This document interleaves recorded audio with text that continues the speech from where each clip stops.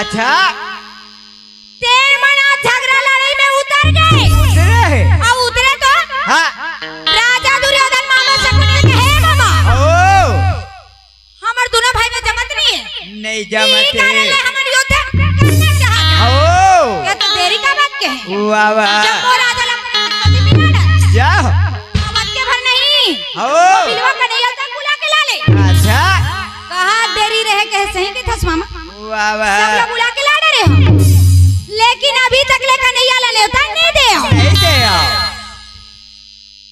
क्या जरा भी देरी लगाए के काम नहीं है दादा। अच्छा रथ घोड़ा ला सजा ली। सजाए और रथ घोड़ा सजा के बेग रथ दौड़ा निकल गए भैया। वाह वाह। अर्जुन देवी द्रौपदी के संग में बैठे रहे। देवी द्रौपदी के हैं। अच्छा? अरे 15 दिन पहले के बुला के लाले कहत। वाह भाई आज ले मोर भैया कन्हैया बुला के नहीं लाया। नहीं लाया। मार घुघवा का स्मॉल फूल है। अर्जुन के थे द्रौपदी। वाह वाह। काहो के काबर रिसा हंसते हो। अच्छा काली के हमर झगड़ा से ती रिसागे हंसते हैं। देवी द्रौपदी न हो के न भूखे। कहाँ हो? बार बार जब कहे ना अच्छा तो देवी द्रौपदी कहा कहते हैं?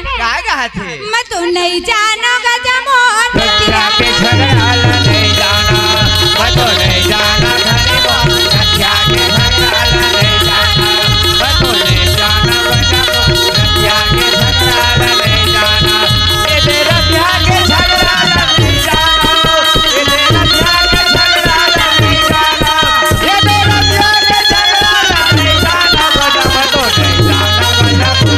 रतिया के झगड़ा नहीं जाना, मैं तो नहीं जाना बजामोन। रतिया के झगड़ा नहीं जाना।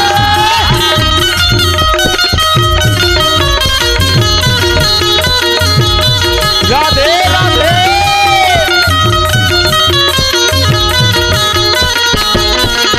मैं तो नहीं जाना बजामोन। रतिया के झगड़ा नहीं जाना, मैं तो नहीं जाना बजामोन। रतिया के झगड़ा नहीं जाना। वाह वाह भाई।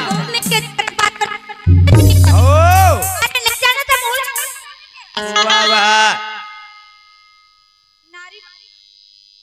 जब देखबे ना तभी मोहन फूलो देखेगा। फूलो देते भाई। गाय नारी मन के स्वभाव का एक कन कहीं के तल पूछ ले रिश्ते। ये गाँव माले नहीं कहा दीदी। ये गाँव मन कत का सुघर बैठे देखा मन निक लागा थेगा। अभी की मन सुना थे दीदी। अते यह माले नहीं कहा रे भाई। नहीं अभी तही ही मला सुनावा था। देवी द्रौपदी कोठला बतावा था। बतावा थे। देवी द्रौपदी गुगवा का स्मॉल फुलोय। फूलोय। क्या 15 दिन पहले पर भैया बुला ले कहा था। वाह वाह। आज ले बोला नहीं बुलाया। नहीं बुलाया। जल्दी जा जल्दी। और भैया कन्हैया बुला के ले। वाह वाह। कहा देरी रहे करत देरी नहीं रहेगा। नहीं रहा। रथ घोड़ा सजा ली। सजाए। बेग रथ दौड़ाते। दौड़ा के। रथ घोड़ा सजा के जब निकले तब गड़गड़े गाड़ियां पावे नैया।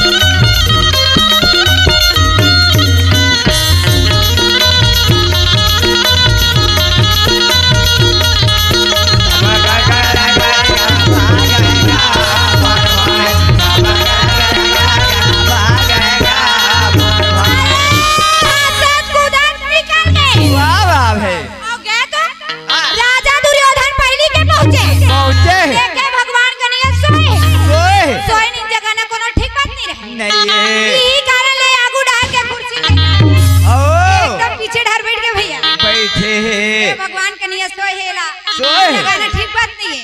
वाह वाह। राजा दुर्योधन पैर हलावत बैठे है। और बैठे रहे तो अच्छा ये ती बार अर्जुन घलो पहुंच गए। और पहुँच के कहे ए दीदी कन्हैया है कहाँ रुक्मणी कहे सोए है अंदर में सोए है हसलहा सगा पर काय लगी नहीं लगा भाई कहीं तान ला दरवाजा ला खोल के पहुँच गए बाबा पहुँचे तो भगवान करिए देखी अर्जुन की आवाज ला सुनी ताला उठे अच्छा और उठे ना तो दोनों हाथ जोड़े बाबा भगवान कन्हैया ला का कहे ये कन्हैया कृष्ण कन्हैया तो हर भैया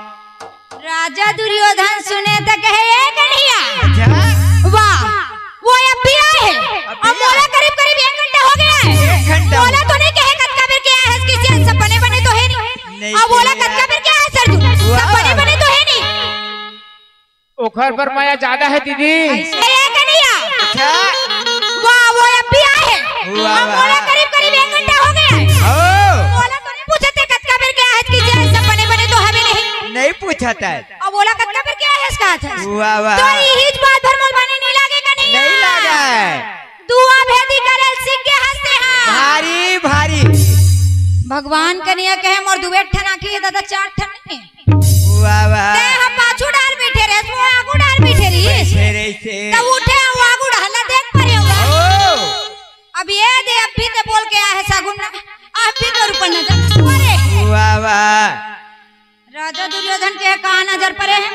अच्छा और एक बात भर मोल बनी नहीं लागे हो अब का कहते बने सुन ले कन्हैया सुन ले दे हां अच्छा पानी बिन बादर के कौना बिन आदर के पानी बिन बादर के